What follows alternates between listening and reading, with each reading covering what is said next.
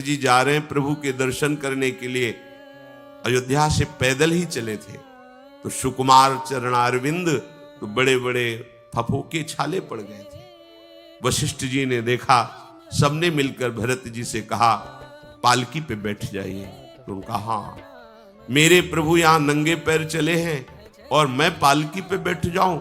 उचित तो यह है कि अपने प्रभु के दर्शन के लिए मैं जा रहा हूं, तो जहां जहां प्रभु के चरण पड़े वहां मेरा शीश पड़े, अर्थात सिर भर जाऊं। उचित मोरा सबते सेवक धर्म कठोरा, यहां मैं सर के बल चल के जाऊं पर असमर्थ हो।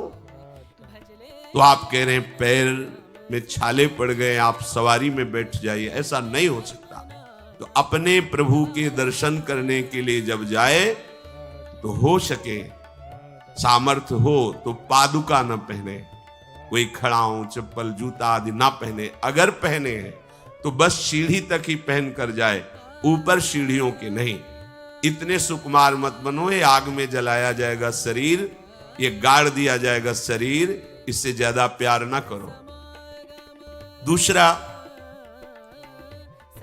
प्रभु के जो उत्सव हैं, कृष्ण जन्माष्टमी, राधा अष्टमी और भी जो भागवतिक उत्सव हैं, यदि आप अपने आराध्य देव का उत्सव नहीं मनाते हैं तो ये सेवा अपराध है, मनाना चाहिए। चार लोग मिल करके सुंदर फूलों से पत्रों से श्रृंगार करके प्रभु की जय घोष करनी चाहिए, प्रभु की कथा करनी चाहिए, आपस में बैठ करके भगवान के जन्म अवतार की, लीला अवतार की कथा कहे, नाम कीर्तन करे। अगर ऐसा नहीं करता तो ये अपराध है। तीसरा, प्रभु या गुरुदेव के सामने जाकर प्रणाम न करना, यह अपराध है। जय बार सामने जाए तय बार प्रणाम करें। अगर आप अस्वस्थ हैं, आपका शरीर काम नहीं कर रहा, तो हाथ जोड़कर सर झुका दीजिए, नहीं तो पंचांग या साष्टांग प्रणाम कीजिए। जय बार गुरुदेव से मिले, जय बार प्रभु के श्री विग्रह के सामने जाए, तय बार प्रणाम करें। अगर अपनी कुटिया में भी प्रभु विराजमान है तो जय बार उनके सामने, इससे दासत्व पुष्ट होता है, प्रभु की कृपा प्राप्त होती है, प्रणाम करें।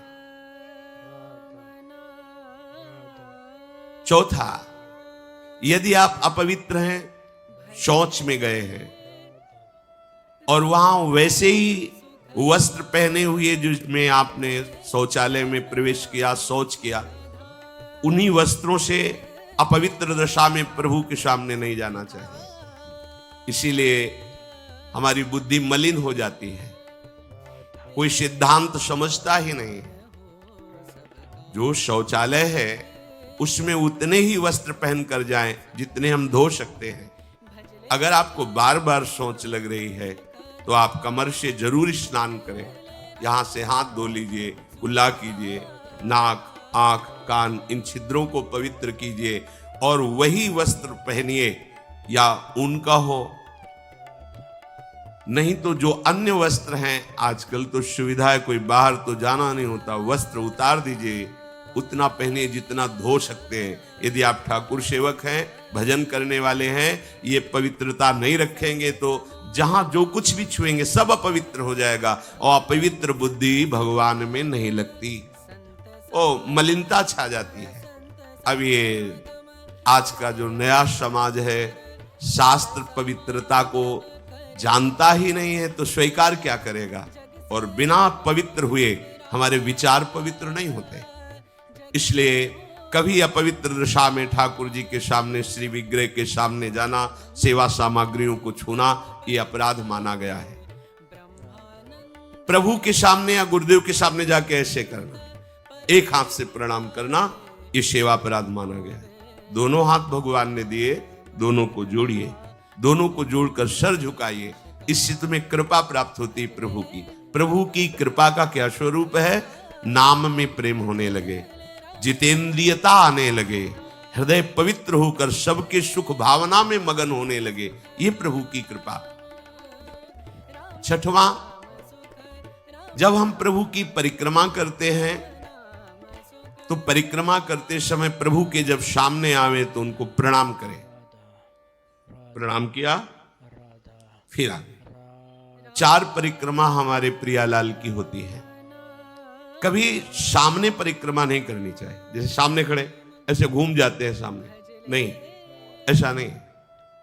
प्रभु के सामने ऐसे नहीं घूमना, वहीं खड़े खड़े घूम गए चार, ऐसा नहीं। प्रभु को दाहिने करके प्रदक्षिणा। अगर आप प्रभु को प्रणाम नहीं करते, परिक्रमा करते हुए या सामने घूमते, ये सेवा अपराध है। 7वां, प्रभु के सामने गए मंदिर में और आप पैर फैला के बैठे, सामने ऐसे पैर फैला लिए, ऐसे फैला के बैठे, ये अपराध है। अपने आराध्य देव के सामने, अपने गुरुदेव के सामने पैर फैला के नहीं बैठा जाता। यदि आपके पैरों में कोई दोष है तो उतनी देर ही रुकिए जितनी देर आप खड़े दर्शन कर सकते हैं। सामने से हट जाइए, सामने पैर नहीं होने चाहिए आपके। 8वां, प्रभु के श्री विग्रह के सामने दोनों घुटनों को ऊंचा करके अपने हाथों से लपेट कर बैठना। ऐसे ऐसे घुटने दोनों खड़े करके ऐसे जैसे बांध कर ऐसे ऐसे बैठना सेवा अपराध है। प्रभु के श्री विग्रह के सामने, अब जैसे मंदिर में गए, थके हैं आप, दीवार में उड़क करके ऐसे सो, यह अपराध है। प्रभु के श्री विग्रह के सामने उतनी देर ही टिको, बस जितनी देर आप सावधान है, नहीं बाहर निकल जाओ, एकांत सेवन करो। श्री विग्रह के सामने उतनी देर ही। दर्शन करने गए, केवल आपकी दृष्टि नक्शिख लो अंग माधुरी, प्रभु की केवल दर्शन कर रहे, आंख बंद कर ली, ध्यान किए, फिर दर्शन, फिर ध्यान। जब मन देखा कि चंचल होने लगा, नेत्र झुकाए, प्रणाम किया, मंदिर से बाहर हो गए। किसी से वार्ता नहीं।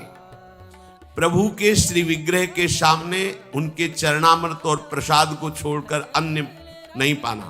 प्रसाद मिला तो पा गए, चरणामृत मिला तो पी लिए। इसके अलावा ऐसा नहीं कि अब जगह है, प्रभु है, चलो और कुछ नहीं। वहां कोई खाना पीना, कोई व्यसन, ये अपराध है। प्रभु के श्री विग्रह के सामने बैठकर बात करना और उसमें झूठ बोल देना, ये दोनों अपराध है। प्रभु के दर्शन करने के लिए जब जाइए तो बोलिए मत किसी से, और कैसे हो, क्या है, कुछ नहीं, शांत, राधा राधा राधा। भैया बात करनी तो बाहर मिलना, यहां दर्शन, आप भी दर्शन कीजिए और हट जाइए उससे। अगर कभी कोई अपना पूज्यजन, बड़ा जन है, हमसे बात कर रहा है, उसको कैसे कहें कि आप हट जाइए? तो जितनी बात हो भागवतिक हो और सत्य हो, क्योंकि वहां सत्य साक्षी देने की नहीं, प्रभु विराजमान है। वहां का झूठ तुम्हारे पुण्यों को नष्ट कर देगा। पहले भी जब कोई बात सत्य कहलानी होती थी तो कहा जाता था मंदिर में चढ़ के बोल दो, फिर हम दोबारा तुमसे नहीं पूछेंगे। वो हाँ चलो, तो मंदिर में बोल रहा है मतलब सत्य बोल रहा है। प्रभु के सामने झूठ बोलना या अन्य वार्ता करना, यह अपराध है। प्रभु के श्री विग्रह के सामने जोर जोर से किसी को बुलाना, जोर से आवाज नहीं, स्वामी विराजमान है। अगर किसी को बुलाना भी है, इशारे से समीप जाके स्पर्श करके चलो दर्शन करो। प्रभु के श्री